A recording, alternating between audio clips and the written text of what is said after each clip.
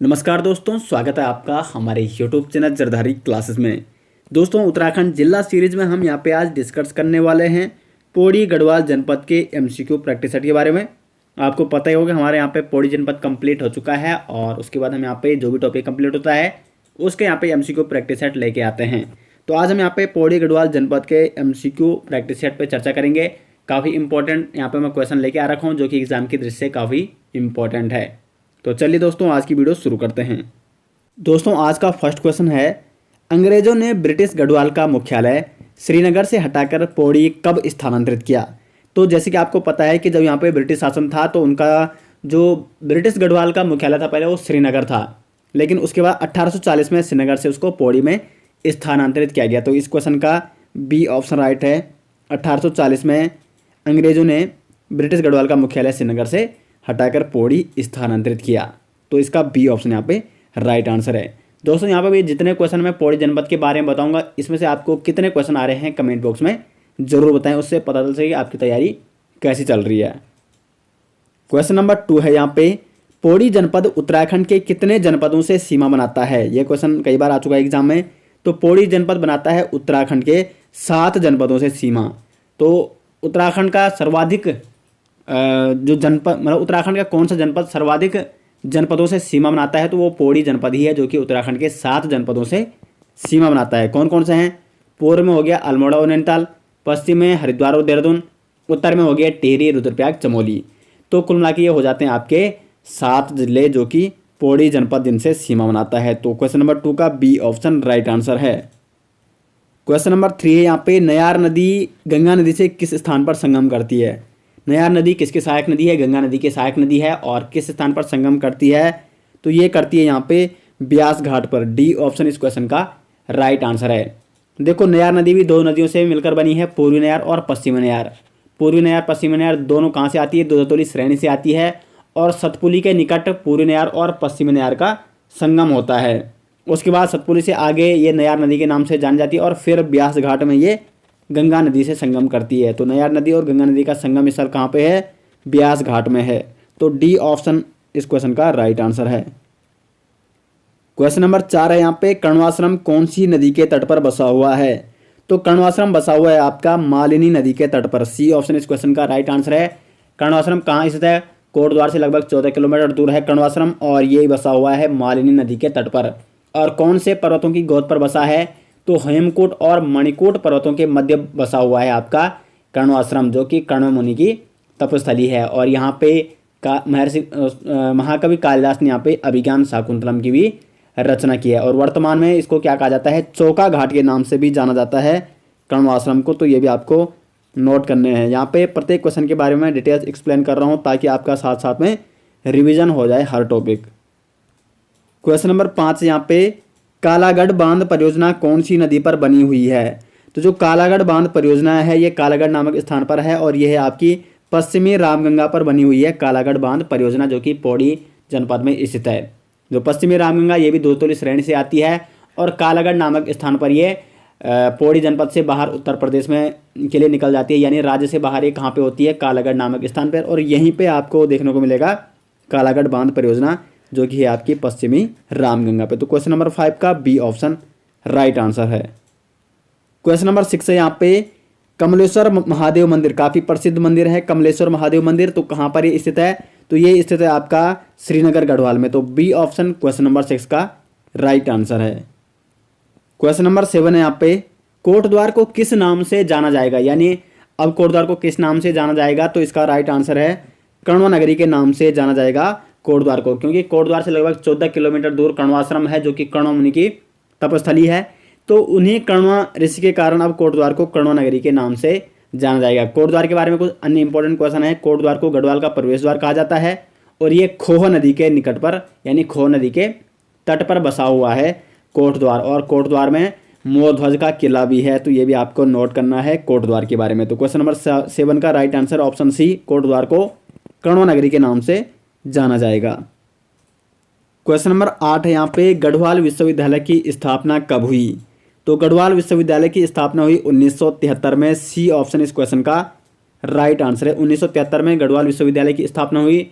उसके बाद 1989 में गढ़वाल विश्वविद्यालय का नाम क्या रखा गया? हेमंती नंदन बहुगुणा गढ़वाल विश्वविद्यालय रखा गया 1989 में। और उसके बाद 15 जनवरी 2009 को गढ़वाल यूनिवर्सिटी, जिसका नाम क्या है? हेमंती नंदन बहुगुणा गढ़वाल विश्वविद्यालय था, इसको केंद्रीय विश्वविद्यालय का दर्जा दिया गया। तो 15 जनवरी 2009 को गढ़वाल यूनिवर्सिटी को केंद्रीय विश्वविद्यालय का दर्जा प्रदान किया गया। तो ये सारी चीज़ें आपको गढ़वाल यूनिवर्सिटी के बारे में मालूम होनी चाहिए। क्वेश्चन नंबर 9 है यहाँ पे, निम्न में से पौड़ी जनपद में कौन सा कुंड है? तो पौड़ी जनपद में निम्न में से कौन सा कुंड है? ताराकुंड। सी ऑप्शन इस क्वेश्चन का राइट आंसर है। ताराकुंड कहाँ है? आपका पौड़ी जनपद में स्थित है। क्वेश्चन नंबर 10 है यहाँ पे, नेशनल इंस्टीट्यूट ऑफ टेक्नोलॉजी यानी NIT कहाँ स्थित है? तो जो NIT है यानी नेशनल इंस्टीट्यूट ऑफ टेक्नोलॉजी, वो कहाँ स्थित है? श्रीनगर में स्थित है। श्रीनगर के सुमाड़ी में स्थित है यहाँ पे NIT यानी नेशनल इंस्टीट्यूट ऑफ टेक्नोलॉजी, जिसकी स्थापना 2009 को की गई। तो काफ़ी इंपॉर्टेंट क्वेश्चन है। अब देखो, श्रीनगर में एक और चीज़ आपको नोट करनी है कि श्रीनगर में मोलाराम चित्र संग्रहालय, ये काफ़ी इंपॉर्टेंट क्वेश्चन है। मोलाराम चित्र संग्रहालय कहाँ है? ये भी आपका श्रीनगर गढ़वाल में है।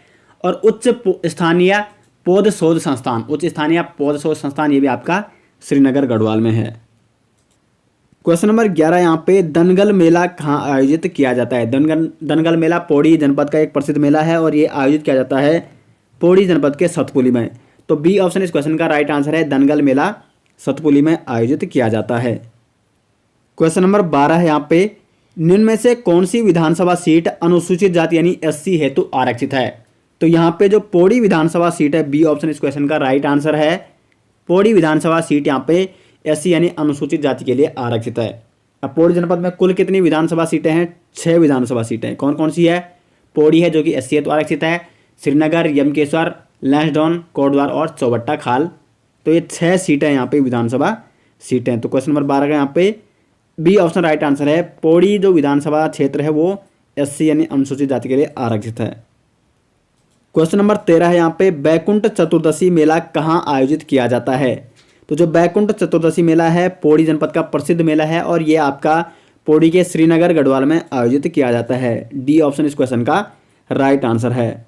श्रीनगर में कमलेश्वर मंदिर है, तो कमलेश्वर मंदिर से ही बैकुंठ चतुर्दशी मेले की शुरुआत होती है। क्वेश्चन नंबर 14 है यहाँ पे, निम्न में से कौन सा मंदिर सतपुली में स्थित है? तो यहाँ पे जो दंगलेश्वर महादेव मंदिर है ये आपका सतपुली में स्थित है। बाकी जो अन्य ऑप्शन है जैसे कोट महादेव, जिसको वाल्मीकेश्वर महादेव भी कहा जाता है, ये सीतोंशु पट्टी में स्थित है। दंगलेश्वर हो गया आपका सतपुली में। बिनसर महादेव हो गया आपका, ये भी आपका थलीसैंण ब्लॉक में है। और कालेश्वर महादेव ये हो गया आपका लैंसडौन में। तो ये सभी मंदिर मैंने आपको बता दिए कहाँ कहाँ स्थित है। क्वेश्चन नंबर 15 यहाँ पे, मोलाराम चित्र संग्रहालय है कहाँ स्थित है? तो जो मोलाराम चित्र संग्रहालय है मैं आपको इससे पहले बता चुका हूँ, ये आपका श्रीनगर गढ़वाल में स्थित है। सी ऑप्शन क्वेश्चन नंबर 15 का राइट आंसर है। दोस्तों ये सारे MCQ प्रैक्टिस सेट आपको हमारे उत्तराखंड जी के ऐप में मिल जाएंगे, जिनके पास हमारा ऐप नहीं है, क्योंकि हमारे जितने भी नोट्स होते हैं सारे आपको उत्तराखंड जी के ऐप में प्रोवाइड किए जाते हैं। क्वेश्चन नंबर 15 है यहाँ पे, मोलाराम चित्र संग्रहालय कहाँ स्थित है? तो जो मोलाराम चित्र संग्रहालय है मैं आपको पहले बता चुका हूँ, ये भी आपका श्रीनगर गढ़वाल में स्थित है। सी ऑप्शन इस क्वेश्चन का राइट आंसर है। क्वेश्चन नंबर 16 है यहाँ पे, महाकवि कालिदास ने अभिज्ञान शाकुंतलम की रचना कहाँ की? तो महाकवि कालिदास ने अभिज्ञान शाकुंतलम की रचना की कण्वाश्रम में। बी ऑप्शन इस क्वेश्चन का राइट आंसर है। कण्वाश्रम कहाँ है? कोटद्वार से लगभग 14 किलोमीटर दूर। और यहाँ पे कण्वाश्रम के निकट कौन सी नदी बहती है? मालिनी नदी।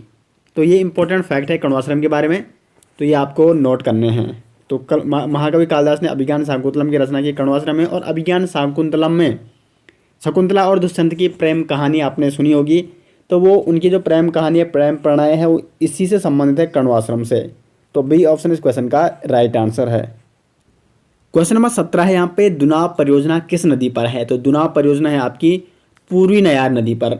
ए ऑप्शन इस क्वेश्चन का राइट आंसर है। और कहाँ स्थित है? बीरोखाल में। बीरोखाल में पूर्वी नयार पर दुनाव परियोजना स्थित है। क्वेश्चन नंबर 18 यहाँ पे, पौड़ी गढ़वाल निम्न में से किस जनपद से सीमा नहीं बनाता है? तो पौड़ी गढ़वाल यहाँ पे अल्मोड़ा से बनाता है, नैनीताल से बनाता है, चमोली से बनाता है, बागेश्वर से नहीं बनाता है। बी ऑप्शन इस क्वेश्चन का राइट आंसर है। पौड़ी गढ़वाल बागेश्वर से सीमा नहीं बनाता है। क्वेश्चन नंबर 19 यहाँ पे, केशोराय मठ कहाँ स्थित है? तो जो केशोराय मठ है ये आपका श्रीनगर में स्थित है। और श्रीनगर में एक केशोराय मठ हो गया। केशोराय मठ श्रीनगर के भक्तियाना में स्थित है, अलकनंदा नदी के तट पर। और यहाँ पे जो ये केशवराय मठ है ये किस समय बना है, तो महिपत शाह के शासनकाल में केशवराय नामक व्यक्ति ने केशवराय मठ का निर्माण कराया था।